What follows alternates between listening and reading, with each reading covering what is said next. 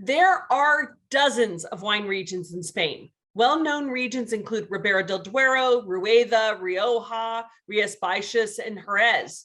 But there are many smaller regions that are worth discovering. We're here to talk about these lesser-known Spanish wine regions, such as Penedés, Sierras de Málaga, Toro, and Ribera Sacra. Enjoy the video, give it a like, share a comment, and then subscribe to our channel for more.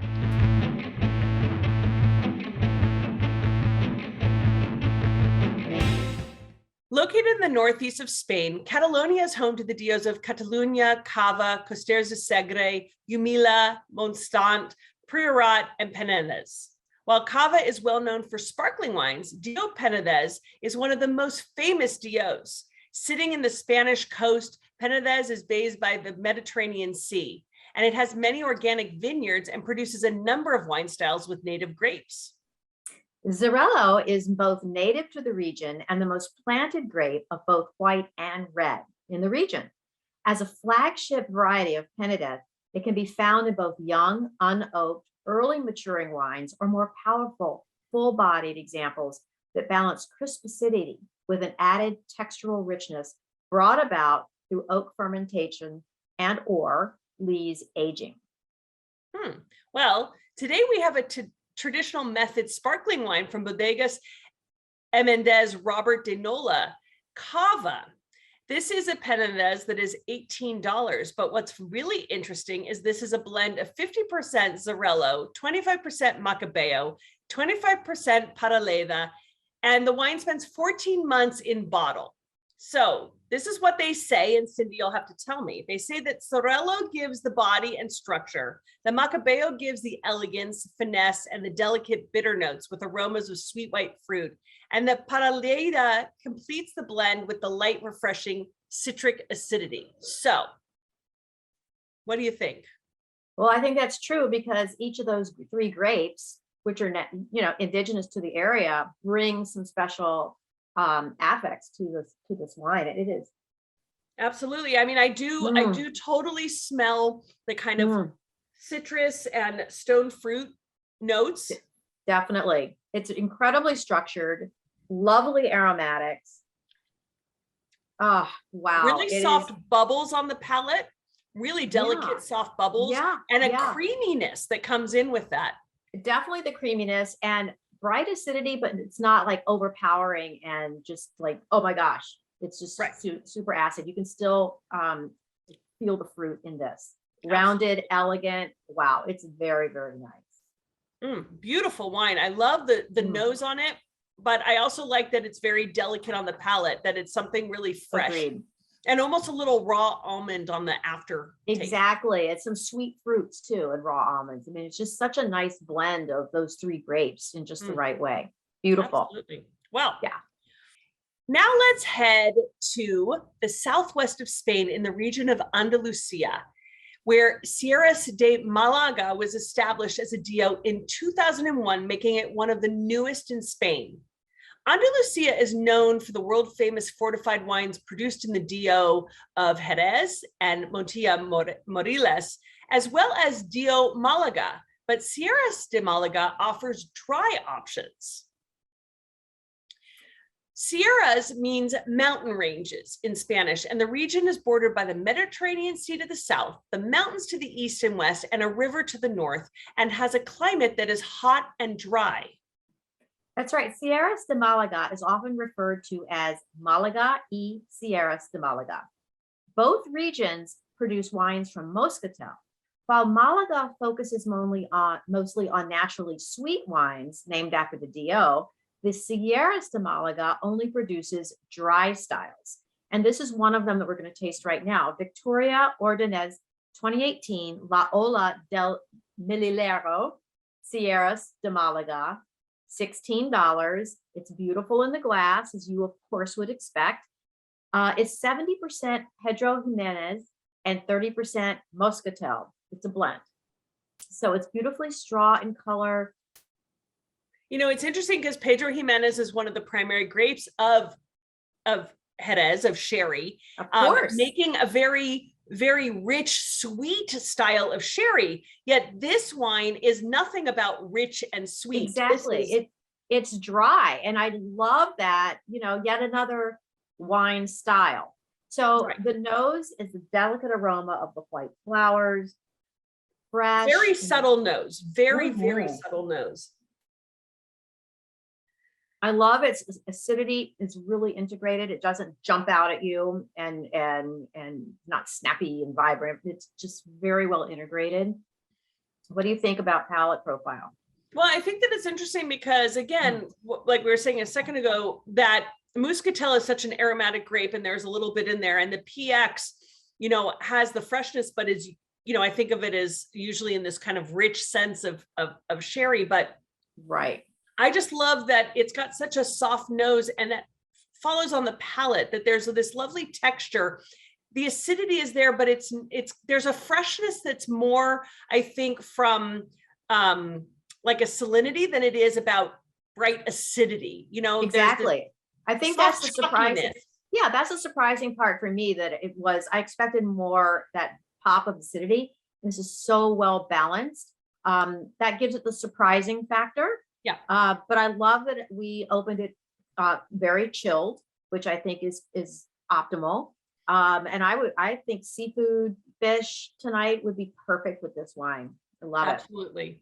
Yes. I would even see putting it with some seafood. Like if I had some, like cracked crab, fresh crab, be really good. Yeah. Well, I'm having seafood tacos tonight for dinner, so this might be the wine of choice. I'm jealous. So now we're gonna travel off to the Douro River Valley, which consists of a high landlocked stretch of vineyards running from the province of Zamora near the Portuguese border in the west to the province of Soria in the east. It's cut off from any Atlantic influence, and the entire valley experiences a dry, hot continental climate that promotes abundant sun during the growing season. While this region may be considered the heart of Tempranillo, it's more known for Tempranillo's many aliases, which, the most predominant one would be Tinto Fino. Exactly. Now, the D.O Toro lies west of the more well-known Ribera del Duero, but it's also known for their reds with Tinto Fino, accounting for 85% of the plantings there. But unlike Ribera del Duero, Toro's Tinto Fino wines offer more body, which is due in part to the slightly lower elevation and warmer mesoclimate. So in Toro, you'll find more old, low-lying bush vines that supply thick-skinned, very small and concentrated grapes. And what the results is Tinto Fino wines are deeper in color, higher in tannins, and much more bold in flavors. So we do have a wine today. Allison, why don't you start it off with that? Yeah, it's the Pagos de Rey Sentero Tinta de Toro 2018. This is a $13 wine. And to your point, it's got a nice, deep, almost, dark red color with some purple tinges. Totally. Sentero is a wine name inspired by two Spanish terms, sendero and sentimiento, feeling. And the label is intended to convey the feeling of flowing along the vast vineyard landscapes in Morales de Toro while they handpick, their grapes each year. So it's this beautiful kind of romantic sensation. This is 100% Tinta de Toro or Tempranillo. And I mean, beyond the color, just this deep cherry notes and violet flowers. I keep going back between violets and cherries. Yeah, me too. Those cherries are just popping, but then I'm getting the violets as well. It's just beautiful, fruity and intense on the nose. And let's not limit it to cherries. There's strawberries, there's raspberries, there's red currants. I mean, it's a red fruit bowl. It's a red fruit bowl, exactly. A bowl of red fruit right here in my glass. I love it. But I'm also getting a little bit of anise or licorice on the nose. Yeah, and on the palate, it's a medium-bodied wine. It's not a big wine, but it's got some really nice tannins. It's balanced. It's got a nice weight, very soft tannins, but they're there on your tongue, running over it. Exactly. Lovely, pleasant finish. And I do think the red fruit carries into the palate profile. So it's Absolutely just a lovely, lovely wine. Yeah, there's a real elegance to it, as opposed to, thinking of kind of a dark. I think that fruit elegance, as you were saying, continues. Really beautiful. What would you pair with this? Pizza tomorrow. That's So it. easy. Pizza tomorrow. There you go. Oh, now you have me. Now I think that's what I'm going to order for dinner. Drive up to my house. You'll see it. But yeah, I mean, this is pizza for sure. Pasta, cold meats. I mean, if you're having a late lunch with cold meats and sandwiches, bold sauces with it, oh my gosh, that would be so good. That's great. Glass of this. Got to stop thinking about the food. All these wines are making us very hungry. But No. Our last wine is, we're traveling to Jumilla, a D.O in Murcia, a small region on the Mediterranean coast of southeastern Spain. Jumilla is considered Murcia's most important region in terms of quantity and quality, and is the region's oldest D.O. It was established in 1966. With wide valleys and plains, it's got an arid and continental climate similar to its neighbor Castile-La Mancha, which is one of the largest producing areas of all of Spain. The grape, tell us what the grape is here, Sydney? Well, the grape is Monastrell, and it's also known as Mourvedre in France, and it's the primary grape of Jumilla, making up 80% of the plantings. So it produces bold, smoky red wine with flavors of blackberry, black pepper, cocoa, tobacco, and roasted meats. It is just a fascinating grape in that region of Murcia, and where it's grown, depending on the elevations, gives the expression. This is amazing. It's from Bodegas San Isidro, Rumor, Monastrell 2020 from Jumilla, Levante, Spain, $12. It's incredible. For $12, this it packs a punch. I mean, I am getting so much coffee and chocolate notes off the palate. I get this deep dark fruit, kind of like spice plum, but man, it's the coffee that I cannot get past.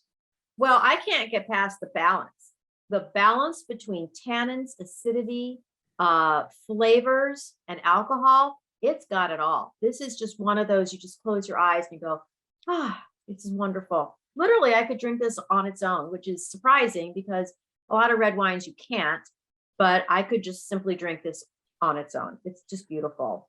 I love the finish. I get much more of the black fruits and the kind of, the sweeter fruit notes on the finish, but the coffee and the chocolate, the dark chocolate cacao, I just love it.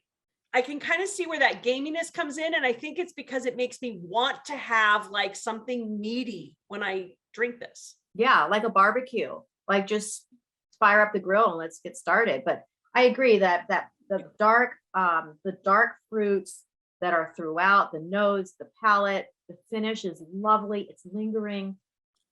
What a deal. $12. This is incredible. This is yeah. So I think we've proven that there is so much to discover in Spain. We have found 4 wines, all under $20, from 4 lesser known regions. So we encourage you to explore these lesser known regions in Spain to find other gems out there. We hope you enjoyed this episode. Give it a like if you did, leave a comment, and subscribe to our channel for more.